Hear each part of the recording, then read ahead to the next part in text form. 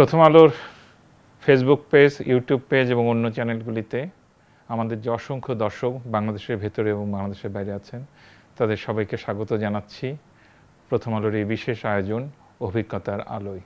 এই অনুষ্ঠানে আমরা আমাদের পথিকৃৎ, আমাদের জাতির বিবেক এবং যাদেরকে আমরা সর্বজন শ্রদ্ধা মনে করি এমন মানুষদের কথা শুনি।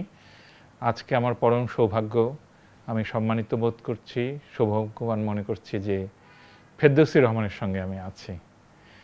ফেরদৌসী রহমানকে আপনাদের সঙ্গে পরিচয় করিয়ে দেবার কিছুই নাই। ফেরদৌসী রহমান আমাদের কিংবদন্তি শিল্পী, বাংলাদেশের সংস্কৃতি জগৎকে যারা আকার দিয়েছেন, স্বরূপ দিয়েছেন, তিনি তাদের একজন।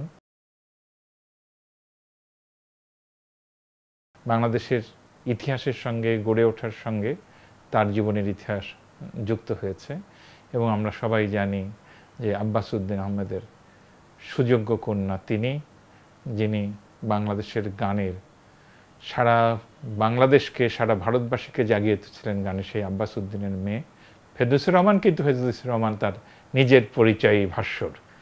ফেরদৌসী আপা, আপনি কেমন আছেন? আমি ভালো আছি, খুব ভালো আছি।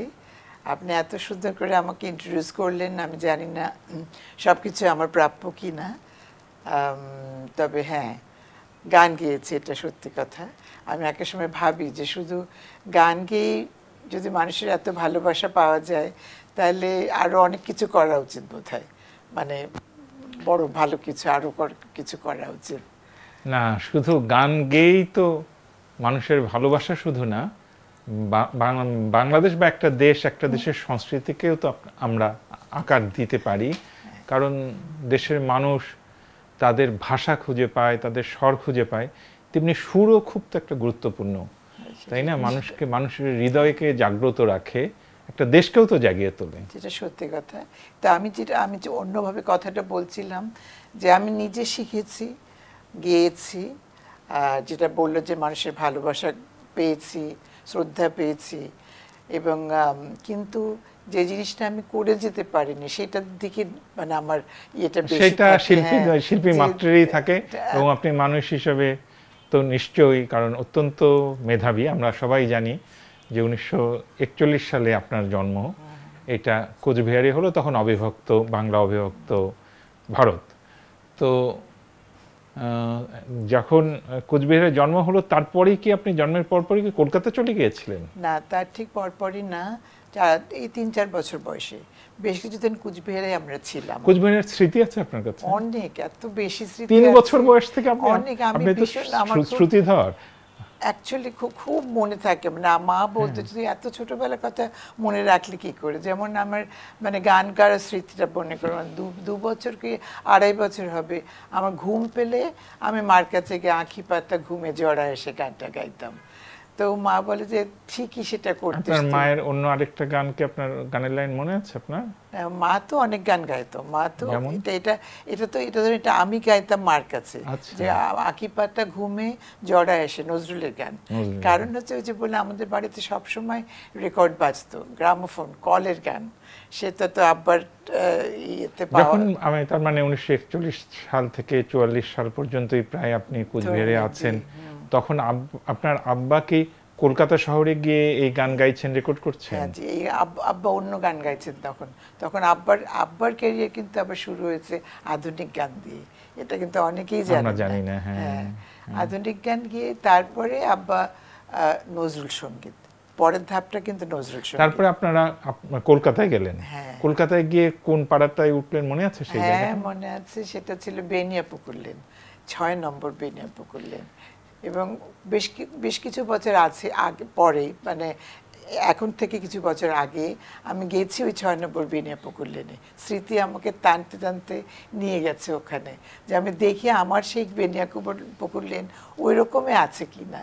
কিন্তু এত বেশি বদলে গেছে যে আমার এখন মনে হয় না গেলেই পারতাম। আমার ওই স্মৃতির বেনিয়াপুকুর লেনটাই মাথায়। সবার হয় ছোটবেলায় যে মাঠটাকে অনেক বড় মনে হয়, যে রাস্তাটাকে বড় মনে হয়, বড় হয়ে গেলে মনে হয় কি অত বড় নয়। সেটা সত্যি কথা। কিন্তু পুরো মানে বাড়িটার যে একটা লেআউট ছিল সেটাই গন্ডগোল হয়ে গেছে।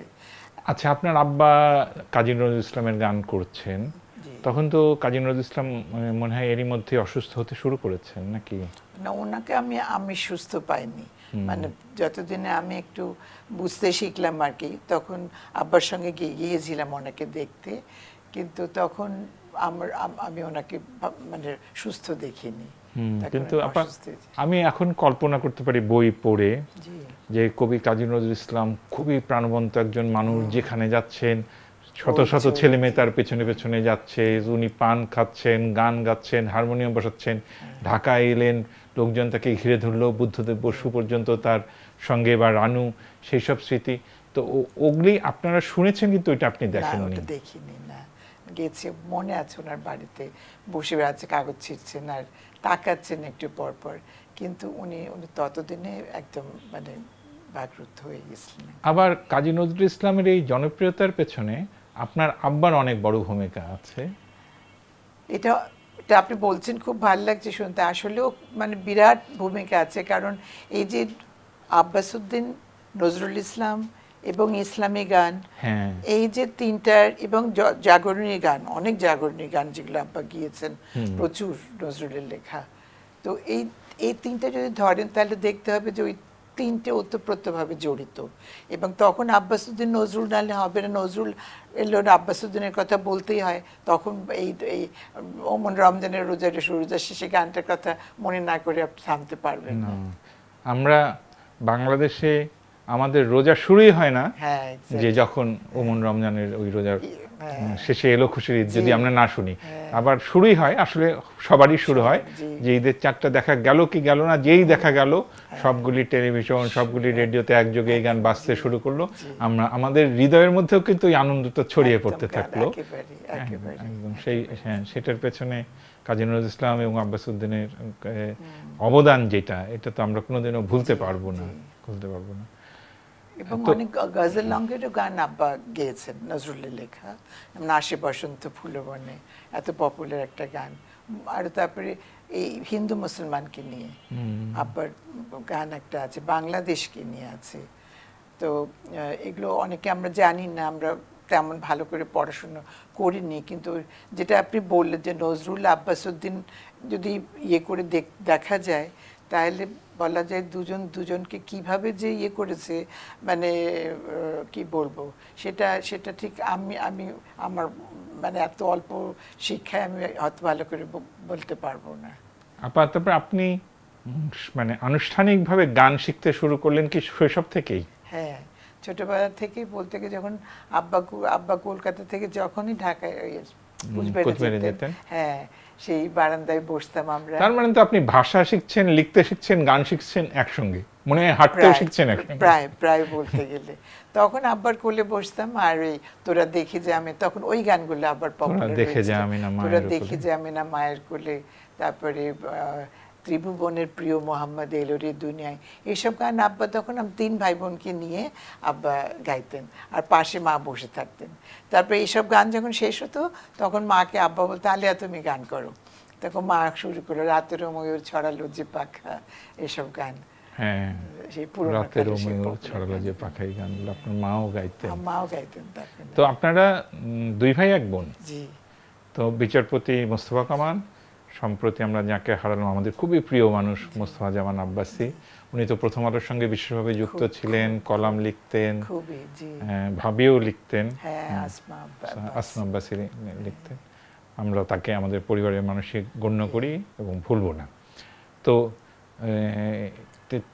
3জনই কি আপনারা গান শিখেছেন? মানে মোস্তফা কামাল স্যার উনিও কি গান? ও কিন্তু সত্যি কথা বলি, মানে ওর নাম ডাকতাম দুলু, আব্বাসী ভাইয়ের নাম দুলু। তো দুলু ভাই আমাদের 3 জনের মধ্যে থেকে যদি বলেন, ও সবচেয়ে বেশি বোদ্ধা, মানে সঙ্গীতের ক্ষেত্রে। সঙ্গীতের ক্ষেত্রে, অন্য ক্ষেত্রে, আইনের ক্ষেত্রে, আইনের ক্ষেত্রেই না শুধু, আমি গানের ক্ষেত্রে যে কথা বলছি, সত্যিও আমাদের থেকে বোদ্ধা। এবং সেই ছোট বয়স থেকে ওকে মানে এমনও গান নাই যে আব্বার গান ওটা কি ছিল ও মনে করে দেবে অত নম্বর রেকর্ডটা আব্বার, তা ওইটা নজরুল ইসলামের। হ্যাঁ, আমরা যদি এতটুকু ভুল করতাম কোনো গানে, মিন্না গানটা দেখে নিস তো, ওই যেখানে তোর ভুল আছে, মিন্না আমার ডাকনাম, ওটা দেখে নিস। তার কোথাও যদি একটু দেখো তো মিন্না তুলুকে বলিস এখানে কিন্তু গানটা ভুল আছে, ওই জন্য ঠিক করে নেয়, সুর হোক বা কথা হোক বা বাণী হোক, হোয়াট এভার, ওর দ্বারা মুখস্থ। আর শুধু তা না, শুধু এই ধরনের গান না, উচ্চাঙ্গ সঙ্গীত ও ভালো বুঝতো, এত বোদ্ধা ছিল। সেই জন্য বলছি যে শুধু পড়াশোনার ব্যাপারে, আমি গানের ব্যাপারে যেহেতু বলছি, আমি মনে করি আমাদের 3 ভাই বোনের মধ্যে ও সবচেয়ে বেশি ভালো বুঝতো গান, এবং আমাদের সারাক্ষণ আমাকে তো ভালোই গাইড করতো, এবং আমি মনে করি আমি ওর কাছে কৃতজ্ঞ সেজন্যে, কারণ আর তো কেউ তেমন করে গাইড করার ছিল না আব্বা চলে যাওয়ার পরে। অন্য সঙ্গীত শিল্পীরা ভালোবাসতো, স্নেহ করতো, হয়তো একটু কোনো সময় কেউ হয়তো আদর করে বুঝিয়ে, তো দুলু ভাই একদম শেখার মতো করে মেনে এই জায়গাটা করতো আরেকবার। এমনকি আমাকে রবীন্দ্রসঙ্গীত তো শিখিয়েছে, রবীন্দ্রসঙ্গীত শিখিয়ে সে তার হলের অনুষ্ঠানে গাইয়েছে, মিনা চল আমার অনুষ্ঠানের গান আছে, তো এই রবীন্দ্রসঙ্গীতটা গান। আপনারা 47 সালে দেশভাগের পরে ঢাকায় চলে এলেন? জি। এসে উঠলেন পুরনো ঢাকায়? এসে উঠলাম জি নারিন্দা, 77 নম্বর ঋষিকেশ দাস রোড, 77 নম্বর। সেই সময়ের স্মৃতি আপনার মনে আছে? আপনি স্কুল যাচ্ছেন, কোন স্কুলে ভর্তি হলেন? Saint Xavier's? তখন হ্যাঁ, সেন্ট জেভিয়ার্স কনভেন্টে আমি ভর্তি হলাম, আর তার পাশে সেন্ট গ্রেগরিজে ভর্তি হলো আব্বাসি ভাই, তাতে আর কি। তো আর কামাল ভাই তখন ও কি কলেজে ছিল না ম্যাট্রিক, হ্যাঁ না, তো তখন এই যে এখানে আমরা গুলিয়ে যাচ্ছে একটু। এনিভে আমরা 2 ভাই বোন এই কাছে গেছি। আমার কিন্তু আরেকটা ভাই ছিল যার কথা বলা হয়নি, সেই ছিল দুলু ভাই, আর তুলু ভাইয়ের মাঝখানে নীলু ভাই। এবং সবচেয়ে মজা যে ও যদি আজকে বেঁচে থাকতো তাহলে হয়তো আমাদের কথা আপনারা কেউ বেশি বলতেন না, ওর কথাই বলতেন। তার কারণ ও সাংঘাতিক একটা তীক্ষ্ণ বুদ্ধি সম্পন্ন বাচ্চা ছিল, আর প্রত্যেকটা গান আব্বার গান, ভাওয়াইয়া গান, মানে কত বছর বয়সে চলে গেছেন? ও ঠিক আমার জন্মের কয়েক মাস আগে মারা গেছে। আপনি দেখেন? আমি দেখতে পাইনি। ও টাইফয়েড হয়েছিল সেই সময়, এবং তখন টাইফয়েডের ওষুধ বেরোয়নি তেমন করে। হ্যাঁ, তো ওর নাম ছিল নীলু, এবং দাদাজি ওকে অসম্ভব ভালোবাসতেন, খুব বুদ্ধিমান ছিল, এই জন্যে খুবই বুদ্ধিমান ছিল। আর ভাওয়াইয়া গান যে গাইতো, অপূর্ব নাকি গাইতো, সবাই তাই বলে নীলু থাকলে তোদেরকে আর কেউ বুঝতো না। আমি একটু আগে এই রেকর্ড শুরু হওয়ার আগে বলছিলাম যে আমার জন্ম নীলফামারী, একদম শৈশব কেটেছে রংপুর শহরে। আমরা ভাওয়াইয়া আমার মানে এটা স্মৃতির মধ্যে, রক্তের মধ্যে আছে, কারণ এই রংপুর রেডিওতে তিস্তাপাড়ের গান হতো, আর তখন ঢাকা বেতার থেকে আপনার গানগুলি সব বাজতো, ও কি গাড়িয়াল ভাই, তাই না, ফান্দে পড়িয়া বাগা কান্দে রে, নদী না যাই রে বৈদ, জি বৈদ, এই গানগুলো আমাদের তো স্মৃতির অংশ। ভাওয়াইয়া গান তো খুবই জনপ্রিয়, খুবই মর্মস্পর্শী। তারপরেও এই গানগুলিকে জনপ্রিয় করার পেছনে আব্বাস উদ্দিন এবং মোস্তফা জামান আব্বাসী এবং আপনার ফেরদৌসী রহমানের অবদান খুব বেশি। এবং একটা যে সিনেমা হয়েছিল, যে সিনেমায় আপনার কণ্ঠে আমরা ভাওয়াইয়া গানগুলো পেলাম, আসিয়া, প্রথম ছবিটা আসিয়া এখানে তৈরি হলো, আর নাজির আহমেদ সাহেব তখন ছিলেন এটা ডাইরেক্টর, এবং ওনারই সব প্রডিউসার, ওনারা সব ছিলেন। তো তখন ওই গান একটা ডুয়েট গান একটা ছিল, দেওয়াই করছে ম্যাগম্যাকালি তোলাইল পুবাল বাউ, তো আমি আর তাতে আব্বাসি ভাই করলাম আর কি ওই গানটা প্রথম। তারপরে ওমর কালার, এই কালারটা আমি সোলো গাইলাম ওই ছবির জন্য। যদিও ছবিটা রিলিজ হলো অনেক পরে, কিন্তু ওটাই দেশের প্রথম ছায়াছবি ছিল আর কি। তারপর আপনি প্রথম মঞ্চে গান গেয়েছেন অতি শৈশবে, তাই তো? একদমই ছোটবেলায় প্রথম, মানে স্মৃতির মধ্যে যা আছে সেটা ছিল কলকাতায় আপনার ইয়েতে, ওটা কি মুসলিম ইনস্টিটিউট হলে, সেখানে বিরাট অনুষ্ঠান, আব্বাকে গান গাইতে হবে। তো সেই সময় যেহেতু একটু একটু গাইতাম আমি, তো ওই কোথাও গান হলে আব্বা আমাকে বগল দাবা করে নিয়ে যেত, মানে আব্বার কিছুটা গর্ব হতো, মজা লাগতো বোধহয় যে মেয়েকে দিয়েও গাওয়াবে নাকি। তো তখন আব্বা আমাকে ওরকম একটা অনুষ্ঠানে নিয়ে গেলেন। আমি গিয়ে দেখি হল ভর্তি মানুষ, ভর্তি লোকারণ্য। তার মধ্যে আব্বা বলছে, মাগো তোমাকে একটা গান গাইতে হবে।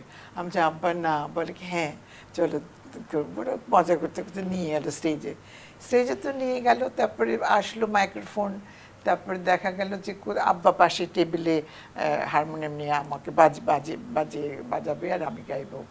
তো আমি গাইব কোনটা, খুব একটা রোমান্টিক গান, শুধু কাঙালের মতো চেয়েছিল তার মালাখানি। তারপরে তো গাবো, তখন এরকম ধরনের মাইক্রোফোন ওখানে হচ্ছে, আমি এতটুকু মাইক্রোফোন আমি শুধু কাঙালের মতো চেয়েছিল, ধরতে পারছি না মাইক্রোফোন। তখন আরেকটা লোক উইংসের পাশ থেকে ছোট টেবিল নিয়ে আসলো, এসে আমাকে ওই টেবিলের উপর দাঁড় করে দিল। তারপরে গাইলো ফিরদৌসী শুধু কাঙালের মতো চেয়েছিল। গানের পরে যখন তালি থামেই না, তার মানে এতটুকু বাচ্চা একটা মেয়ে, সে এরকম সুন্দর অভিষেক হলো আর কি, গভীর ইয়ে দিয়ে একদম শ্রোতাদের ভালোবাসা দিয়ে আপনি অভিষিক্ত হলেন। তো ওইটা আমার মনে আছে আর কি, আমার প্রথম স্টেজে। আর প্রথম গান গ্রামফোন রেকর্ড কত বছর বয়সে হলো? রেকর্ড গাইলাম আপনার ঢাকাতে এসে, কত বলেন 56-এ। আমি ম্যাট্রিকের পরে 56-এ ম্যাট্রিক পাস করলাম। তারপরে একটা ডেলিগেশন গেল করাচিতে, 15 বছর বয়স। তখন করাচিতে একটা ডেলিগেশন গেল বিরাট, কিন্তু তখন মানে শেখ মুজিব উনিও তখন ওখানে ছিলেন। তো এই ডেলিগেশনে আমি আর আব্বাসী ভাই তো ছিলামই। হ্যাঁ, 54 সালের পরে জি জি বঙ্গবন্ধু মন্ত্রী, শেখ মুজিব তখন মন্ত্রী, আমি সবচেয়ে ছোট আর কি তখন। আর বাকিরা সব বড় বড় শিল্পীরা, হোসনা বানু খানম, এরকম সব। তো ওখানে আব্বা না লিখে দিয়েছিল HMV-কে যে আমার ছেলে মেয়ে যাচ্ছে আর কানাইলাল শীল যাচ্ছে, তো ওদের দুটো করে গান যেন রেকর্ড করা হয়। আমরা কিন্তু অত ভালো জানতাম না। এই রেকর্ডটা করাচিতে হলো? করাচিতে। তারপরে ওখানে যখন গেলাম তখন কানাই কাকু বলছে যে কানাইলাল শীল বলছে, মা এখন তো তোমাদের রেকর্ডিং। হচ্ছে না কাকু চলেন বাড়ি যাই। বলে না, গান দুটো করেছে, তোমার আব্বা বলেছে, নাহলে মন খারাপ করবে। এই তো ওনার কাছে বসে শুরু হলো গান শেখা। আমি দুটো গান শিখলাম, তো তাতে দুটো গান শিখলো, দুজন দুটো দুটো করে গান রেকর্ড। তারপর যখন ফিরে এলাম তার কয়েক মাস পরে রেকর্ডটা চলে এলো। তারপর সেইটা শোনার তো এক আব্বার বিরাট মানে এক্সাইটমেন্ট আর কি, আনো কলের গান নিয়ে আসো, সব আব্বার কবি সাহিত্যিক বন্ধুদের ডাকা হলো যে মিন্না মা, তুলু বাবার গান শোনো তোমরা। এই ওটা একটা আমার জীবনে। আর রেডিওতে প্রথম গান গাইলেন কবে? রেডিওতে ওই খেলাঘরে গাইতাম অনেক ছোটবেলায়। সেটা মানে মনে করেন ইয়েতে ঢাকাতে আসার পরপরই 48 এরকম সময় খেলাঘরে গাইতাম। কিন্তু বড়দের অনুষ্ঠানে গাইলাম আপনার 55-এ। তখনও ম্যাট্রিক দিই নাই, ছোট ছিলাম। কিন্তু আমার ওই 15 বছর বয়সে, 14 বছর বয়সে আমাকে 18 বছর দেখানো হয়েছিল।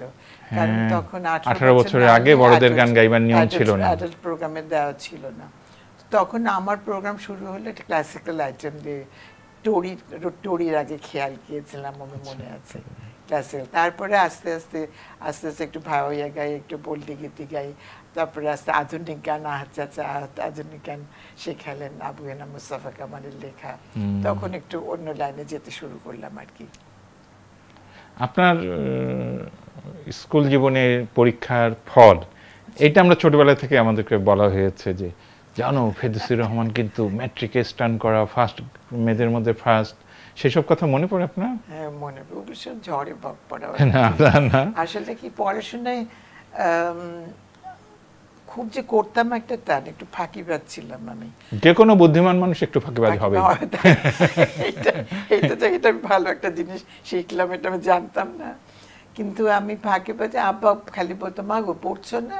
আমি যে আব্বা স্কুলে তো পড়েছি। আর কনভেন্ট স্কুলের পড়াশোনার সিস্টেমটা ছিল আলাদা, বই কিন্তু বাড়িতে আনতে দিতে তো না। ওই স্কুলে ওখানে একটা প্রত্যেকটা বাচ্চার আলাদা আলাদা বক্স ছিল, ওখানে আমাদের বই লক করে আসতে হতো। তো বই নেই, আব্বা বই তো দেয়নি। আব্বাকে বোঝাতে হতো যে আব্বা হোমওয়ার্ক নাই। বলে সে কি, তুমি পড়াশোনা করতে হবে না বাড়িতে? আমি তো না, তাহলে তখন আব্বা বলছে আচ্ছা ঠিক আছে গান করি, এই আর কি, এরকম ফাঁকিবাজ। তো তার মধ্যে ক্লাসে কী করে জানি না, হয় ফার্স্ট নইলে সেকেন্ড হয়ে যেতাম আর কি। সেটা একদম ছোটোবেলাতে, আমি 3 থেকে 4 তো আমি ডাবল প্রমোশন পেয়ে গেলাম ওখানে। আব্বার কথা বলি যে ইংলিশ মিডিয়াম স্কুল, তো কনভেন্ট তো আপনি জানেনই। তো ওখানে বাংলার কোনো ইয়ে নেই, তা আমার তো ইংলিশে জ্ঞান অত না। তো আব্বা তখন একটা এত বড়, যে আগে বড় ডাবল সাইজের খাতা বানানো, খাতা বানানো খাতা, তার মধ্যে আব্বা প্রত্যেক রেডিয়েন্ট রিডার ছিল, রেডিয়েন্ট রিডারের বইটা, ওইটা থেকে আব্বা প্রত্যেকটা শব্দের বাংলা অর্থ আর ইংরেজি লিখে দিল। মানে আমি, আমরা, মানে এরকম লিখে দিলে বলে মুখস্থ করো, জাস্ট মুখস্থ করো। আমি আব্বার কথা না যে সব মুখস্থ করে বসে থাকতাম। ওই করতে করতে ইংলিশটা হয়ে গেল, জানো, কারণ আমি যেহেতু ইংলিশটা জানি ওইটা শব্দের ইয়ে হবে, তখন আমি কম্পোজ করতে পারতাম। এই করে করে আমি ক্লাসে একবার, ওই ক্লাস 3 থেকে আমাকে 3 মাসের মধ্যে ক্লাস 4-এ দিয়ে দিল, ডাবল প্রমোশন দিয়ে দিল। ক্লাস 4-এ চলে গেলাম। তারপর ন্যাচারালি একটু গেইন করলাম, করে তারপরে তো যখন, কিন্তু সবচেয়ে মজা, যখন 14 বছর হলো তখন তো আমি ম্যাট্রিক পরীক্ষা দেব, তখন সিস্টাররা বলে কি, ফেরদৌসী কল ইউর ফাদার। আমি যে ওয়াই? তখন বলছে যে we have to talk to him. তো মনটা ভয়ে থাকলো যে কেন আব্বাকে ডাকতে আসতে বলছে। তা আমি ভয়ে পেয়ে আব্বাকে বললো, আব্বা সিস্টাররা তোমাকে যেতে বলেছে। বলছে কেন মা গো? আমি তো জানি না কেন যেতে বলে, তুমি একটু চলো। তো আব্বা বুঝলো কিছু একটা সমস্যা হয়েছে, তারপর এবার চলো তাহলে। আব্বা কিছু মানে আমাকে সবসময় মানে কিছু হয়নি এরকম একটা ভাব দেখাতো সবসময়, চলো।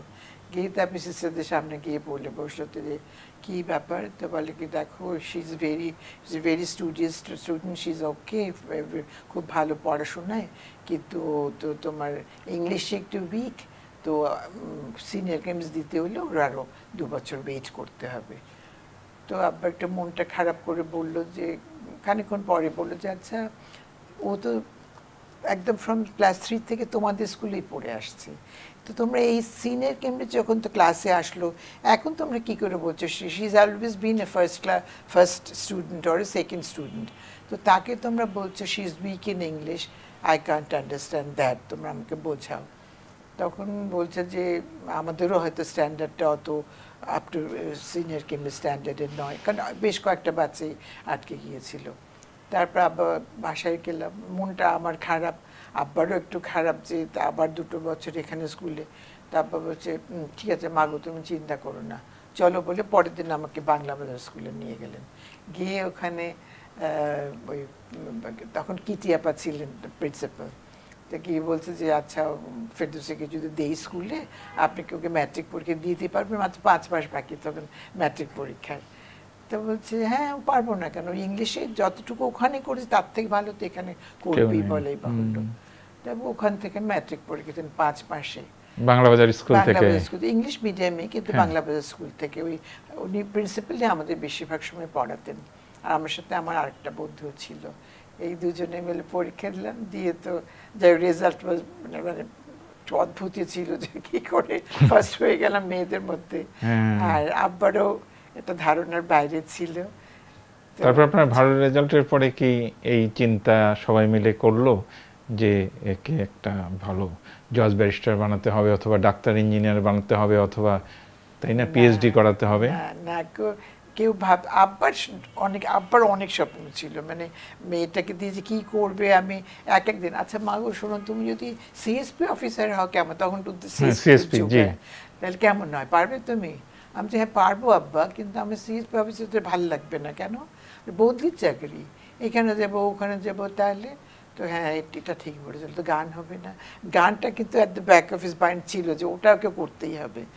তারপরে হয়তো আরেকটা শুরু করলো হয়তো, তারপর মাগো এটা হলে হয় না, এটা হতে মানে তার মেয়েকে সব কিছু করাবে, এই হলো কথা, কিন্তু আলটিমেটলি গানটা করতে হবে, এটা তার মাথায় ছিল।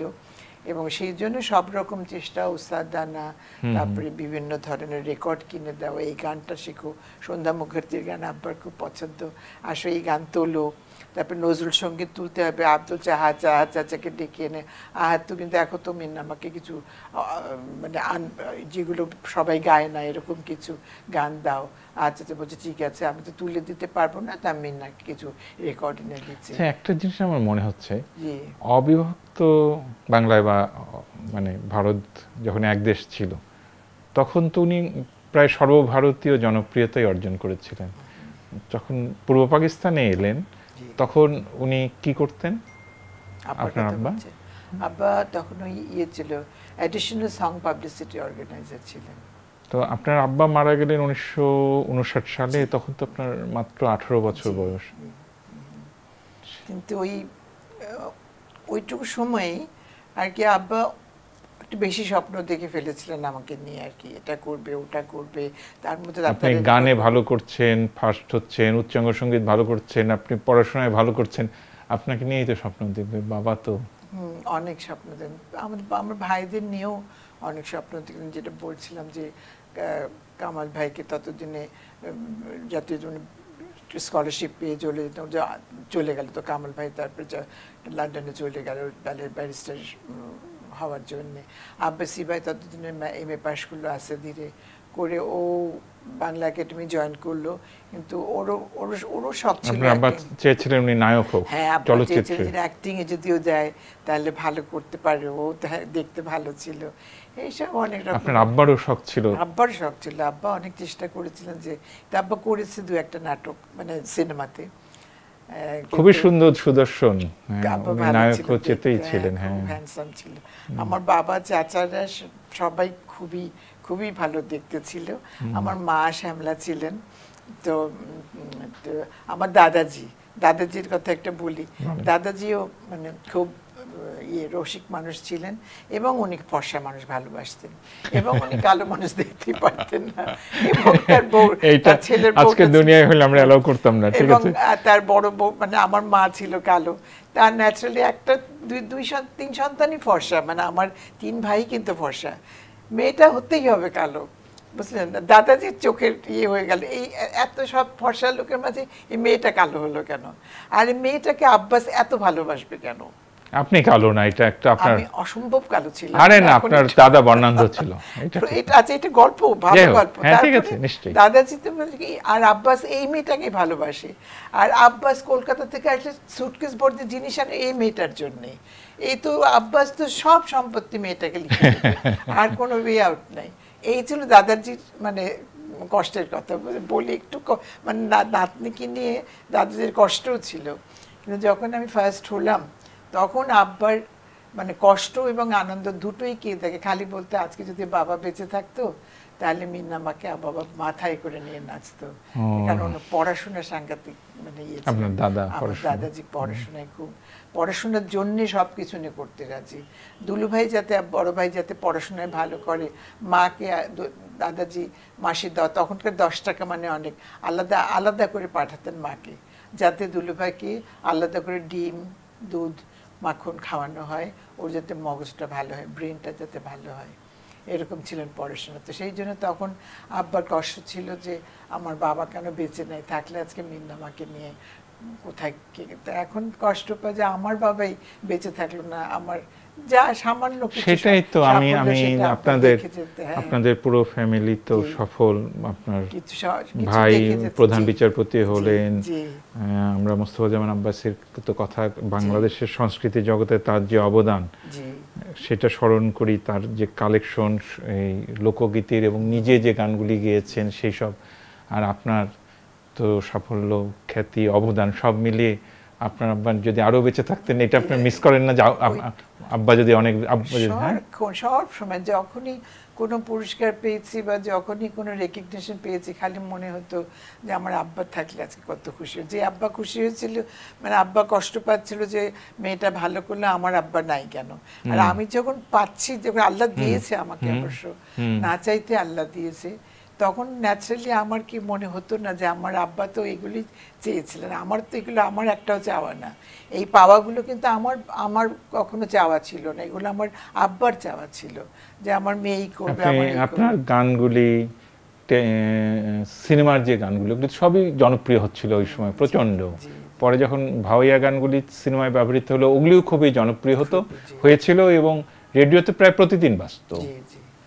আবার আপনি পুরস্কারের ক্ষেত্রে দেখা যাচ্ছে যে আপনি স্বাধীনতা পুরস্কার পদক পেয়েছেন, স্বাধীনতা পুরস্কার পেয়েছেন, 21শে পদক পেয়েছেন, যত উল্লেখযোগ্য পুরস্কার সবই তো পেয়েছেন। তখন কি মনে হতো আমার, তখন কাকে মিস করতাম? হ্যাঁ, তখন আব্বাকে মিস করতাম বেশি। আমরা মেরিল প্রথম আলো পুরস্কারও আপনাকে দিতে পেরে সম্মানিত বোধ করেছি, করব, এটা গৌরবের সঙ্গে আমরা স্মরণ করব। পরবর্তীকালে বাংলাদেশ আমলে এসে রেডিওতে, টেলিভিশনে আপনি যে এসো গান শিখি করলেন, জি। সেইটা তো আবার আরেক জনপ্রিয়তা আপনার বাংলাদেশের ঘরে ঘরে সবাইকে দিয়ে দিল। এই প্রজন্মের শিল্পীরা প্রায় সবাই আপনার কাছ থেকেই গান শিখেছে টেলিভিশনে। বলতে গেলে শুরুটা আমার কাছে, সেটা আমার বিরাট মানে আমার সৌভাগ্য বলতে গেলে। কারণ সত্যি কথা বলতে কি, আমি সব যে আমার নিজের সব ইচ্ছার মধ্যে করেছি, আমি এটা চেয়েছি, আমি এটা করব, এরকম কিন্তু না। এটাই সবচেয়ে মজার, যে কোনো কিছু আমি এগুলো চেয়ে চেয়ে করিনি, এগুলো কিন্তু আমাকে করানো হয়েছে। এই যে গান শেখাতে হবে, আমি একদম একেবারেই মানে ইয়ে করতে চাইনি। এই যে আমরা বলছিলাম এসো গান শিখি, হ্যাঁ, এটা নিয়ে, হ্যাঁ। তো এটা তো আপনাকে ঘরে ঘরে জনপ্রিয়তা দিল। আজকে যারা বড় শিল্পী হয়েছে সবাই আপনার এই অনুষ্ঠান থেকে গান শিখে শুরু করেছে। জি, সেটা সত্যি কথা। তো আমি যেটা বলতে চাচ্ছি যে এই যে যা কিছু হয়েছে, যা কিছু পেয়েছে, আমার অর্জন যা কিছু, কোনো যে নিজে যে ওইটা পাবো বলে করেছি তা না। যে এইটা আমি করলে এসো গান শিখি যখন শুরু করলাম, তখন মোটেও রাজি ছিলাম না আমি, যে আমি মোটে গান নিজে শিখছি, আমি ছাত্রী। তখন তো আমি জাস্ট ফার্স্ট একটা প্রোগ্রাম করলাম মাত্র টিভিতে, প্রথম দিন টিভি, আচ্ছা ফেরদৌসী বেগম গান করবে, ফেরদৌসী বেগম গাইলো। তার তো দুদিন পরে আবার কেন তাকে এসো গান শিখি করতে হবে, করবো না আমি, মন্টু ভাই প্লিজ আমি করবো না। 1966 সালে বাংলাদেশ টেলিভিশন হলো প্রথম দিনই, 64 সালে বাংলাদেশ টেলিভিশন হলো প্রথম দিনই আপনি গান করলেন, আর 66 সালে আপনার বিয়ে হলো জি ইঞ্জিনিয়ার রেজাউর রহমান। তো উনি কাজ নিয়ে বিলেতে গিয়েছিলেন, ও গিয়েছিল পড়তে গিয়েছিল, পড়াশোনা করতে 10 বছর 10 ছিল ওখানে, ইঞ্জিনিয়ারিং করছিল, মেকানিক্যাল ইঞ্জিনিয়ারিং করছিল, একটু বাকি ছিল পড়া, সে যে জন্য আমার আবার যেতে হয়েছিল, গিয়ে 1 বছর থাকতে হয়েছিল ওখানে। তারপর ফিরে এসে উনি কি এই তারপরে ফিরে এসে ইঞ্জিনিয়ারিং বিষয়ে ব্যবসা করলেন, দি ইঞ্জিনিয়ার্স জয়েন করলো। আচ্ছা, তারপরে ওখানে করতে করতে তো ইয়ে লাগলো, গন্ডগোল হলো, তখন তারপরে শুরু করলো নিজেরটা একটা ইয়ে মতন করলো, কি বলে কি ওটা, ফার্ম দিলেন, নিজস্ব প্রতিষ্ঠান। জি জি জি, একটা কথা ভুলে যায় অনেক সময়। এনিওয়ে ওইটা করে ওটা বেশ কিছুদিন চললো, ভালোই চলেছিল। তো একদম পরের দিকে একা হয়ে গেল, ছেলেগুলো দুজনে বাইরে চলে গেল, ইন্ডাস্ট্রি ছোটখাটো একটা ইন্ডাস্ট্রি মতো করেছিল, সেটা বলতে চাচ্ছিলাম। তো হ্যাঁ, যে আমার দুটো ছেলে, রুবাইয়াত বড় ছেলেটা, ও MBA করে, এখান থেকে MBA করে আমেরিকা গিয়েছিল, তো ওখানে আবার MBA করে ওখানে সেটেল করে গেছে। আর ছোটটা ও থেকে IIT থেকে কেমিক্যাল ইঞ্জিনিয়ারিং করেছিল, বম্বে IIT থেকে করে, তারপরে আবার মস্কোতে কিছুদিন চাকরি করেছিল। এখন কি লন্ডনে? এখন লন্ডনে আছে। জি জি। এখন মোটামুটি বাসায় ঘরে বসেই কাটাচ্ছেন? জি জি জি, হ্যাঁ। গুনগুন করে গান করেন? চেষ্টা করি, আর ওটাই আল্লাহর কাছে একটু বলি যে সবই বন্ধ হয়ে যেত, ঠিক মানুষের মানে সময়ের সঙ্গে তো আর সব কিছু চলে না, একরকম থাকে না, একরকম পাওয়া যায়ও না। তো আমি শুধু একটা জিনিসই মানে মিস করি, সেটা হচ্ছে চিৎকার করে গান করাটা মিস করি। কারণ যখন মানে আগে তো সন্ধ্যাবেলা প্রতিদিনই হারমোনিয়াম নিয়ে বসতাম, এবং যে গানগুলো বাইরে গাইতাম না, যেমন রবীন্দ্রসঙ্গীত আমি বাইরে গাইতাম না, তো আমার নিজের জন্য আমি রবীন্দ্রসঙ্গীত নিয়মিত গাইতাম। আমার নিজের শেখা। আমি আপনার জীবনী পড়ছিলাম, তাতে আছে যে ফাহমিদা খাতুন একবার ফার্স্ট হয়ে যায়, আপনি অভিমান করে গান রবীন্দ্রসঙ্গীত গাওয়া ছেড়ে দিয়েছে। আপনি আজকে আমাদেরকে যে কোনো একটা রবীন্দ্রসঙ্গীতের 2টো লাইন গেয়ে শোনান। আমি 100টা শোনাতে পারি, কারণ আমি আচার কাছে বসে আরাম মতো রবীন্দ্রসঙ্গীত, গলার অবস্থা দেখছেন, কথা বলছি তাতে তো গলা উঠছে। আপনার কথা বলছেন আর আমরা মনে হচ্ছে আপনি গান করছেন। আল্লাহ, শুনে খুশি হচ্ছে, গাইতে পারলে আমি সবচেয়ে খুশি। সত্যি কথা বলি, যদি আপনাকে আমি গেয়ে শোনাতে পারতাম 2টো লাইন, আমি সবচেয়ে খুশি হতাম। এবং যারা ভারত থেকে এসেছিলেন সেই সময়, আব্বা থাকতেই অনেকে এসেছিলেন, যেমন পঙ্কজ কুমার মল্লিক এসেছিলেন, আরও কারা কারা, সত্যীনাথ মুখোপাধ্যায়, মানে সখীনাথ তো রবীন্দ্রসঙ্গীত গান না, কিন্তু উনিও এসেছিলেন, তারপরে উৎপলা সেন, এনারা সব এসেছিলেন। কিন্তু যখন পঙ্কজ কুমার মল্লিক এলেন, তখন বোধহয় ইন্ডিয়ান হাই কমিশনে একটা অনুষ্ঠান ছিল, তখন আমি একটা রবীন্দ্রসঙ্গীত গাইলাম ন্যাচারালি। উনি যে কি খুশি, আব্বাকে এসে বলছে আপনার মেয়ে এত সুন্দর রবীন্দ্রসঙ্গীত গাবে, এটা তুমি ভাবতেই পারিনি। তো আমার বেশ একটু ভালো লেগেছিল শুনতে যে আমি গিয়েছি তাহলে রবীন্দ্রসঙ্গীত। খুব খুব মন প্রাণ দিয়ে গাইতাম। তখন যখন আমাকে সেকেন্ড করা হলো ওইটা একটু কষ্টের ছিল, কিন্তু না না অভিমান করলেও পারতাম, কারণ সবসময় সবার গান যে একদম এক স্তরের হবে তা তো না। তখন কিন্তু বাচ্চা ছিলাম, তো বুঝতে পারিনি যে ফাহমিদা খুব ভালো শিল্পী, খুব উঁচু স্তরের শিল্পী। ফাহমিদাও আমাদের মেরিল প্রথম আলোতে আজীবন সম্মাননা পেয়েছেন। ও তো অফকোর্স ডিজার্ভ করে, এবং আমি নিজেই ওর গানের ভক্ত, সুতরাং আমি আর কি বলবো। এখন যারা গান করেন তাদের গান কি আপনি শোনেন? হ্যাঁ, সারাদিন তো নিশ্চয়ই আপনি গান শোনেন। শুনিও, সারাদিন না, কিছুটা সময় শোনেন। কিছুটা সময় এমনি নাটক দেখি। সাধারণত কার গান, কোন ধরনের গান শোনেন? আমি পারলে ক্লাসিক্যাল শুনি, হ্যাঁ, হয়তো সেটা না, কিন্তু এখনকার শিল্পীরা যে গান করছে শুনি। সত্যি কথা বলবো, খুব মন দিয়ে শোনা হয় না। আগের জামানার গান ধরেন, গানের কোয়ালিটি কিন্তু শিল্পীর না, আমি যে গানের মান যে সেটা কিন্তু অনেক ফল করেছে। গানের সেই মান কিন্তু আগের নেই, যেগুলো আব্দুল আহাদ সাহেবরা সুর করতেন, আবু হিনা মুস্তাফা লিখতেন। ওই সময় গানের স্বর্ণযুগ গেছে, গাজী 50-এর দশক, 60-এর দশক, এমনকি 70-এর দশকে বাংলা ভাষায় বাংলাদেশের ঢাকায় যে গানগুলো হয়েছে তার কথা এবং সুর ছিল অপূর্ব অপূর্ব, এবং সেই গানগুলো বারবার রিপিট হতে পারে এখনো নতুন প্রজন্মের শিল্পীরা গায় এবং এখনো ভালো লাগে। সেইটাই আমি বলছি যে এখনকার শিল্পী ভালো আছে, কণ্ঠ খুব ভালো, কিন্তু তারা সেই স্ট্যান্ডার্ডের গান পাচ্ছে না। সেই আব্দুল আহাদ নেই, সেই সমর দাস নেই, সেই আবু হিনা মুস্তাফা কামাল নেই, খানাতা নেই, গাজী মাজহারুল আনোয়ার নেই। আর এই কথার স্ট্যান্ডার্ডটা যদি না ভালো হয়, তাহলে গানের সুরের স্ট্যান্ডার্ড মানও তেমন ভালো হয় না। আর দুটো তো একসঙ্গে যায়, মানে কথা ভালো হলে একটা সুরকার অটোমেটিক্যালি ফিলস যে হি শুড ক্রিয়েট সামথিং। পুরনো দিনের বাংলা গান বা রবীন্দ্রসঙ্গীত বা ওই শচীন দেব বর্মনের গান, এই ধরনের গান কি শোনেন? কম শোনা হয়, তার কারণ হচ্ছে ওই গানগুলো তো আগের শিল্পী ছাড়া এখনকার শিল্পীরা তো তেমন করে গাইছেন না। শচীন দেব বর্মন শুনতে হলে শচীন দেব বর্মন, আমরা তো শচীন দেব বর্মনই শুনি, সেই তো সেটা একাধ সময় হয়তো শোনা হলো।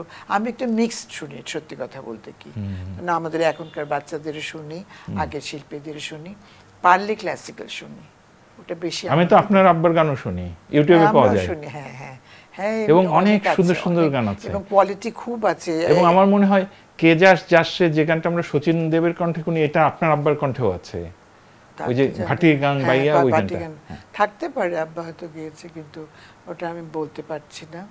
কিন্তু আব্বার গান ইউটিউবে কিছু গান কোয়ালিটি অফ দ্য মিউজিক খুব ভালো আছে, কোয়ালিটি। আর পুরনো তো রেকর্ডগুলো সবগুলো এখন তো সেই আগের রেকর্ডের ওই যে সারফেস নয়েজটা অনেক চলে এসছে আর কি এখনকার রেকর্ডগুলোতে, সেইগুলো সারফেস নয়েজ কেটে টেটে অনেকে ভালো ইউটিউবে বের করেছে, সেগুলো শোনা যায় অনেক সময়।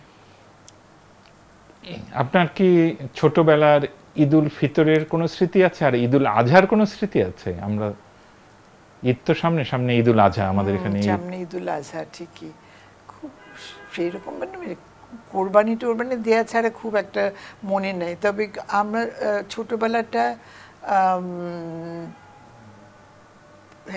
ঈদুল ফিতরটাই বেশি মনে আছে, কারণ ওই শ্যামাই বানানোটা বাড়িতে বানানো হতো, সেটাকে ওই যে মেশিনে ঘুরে ঘুরে ওটা নিয়ে লড়াই লাগতো।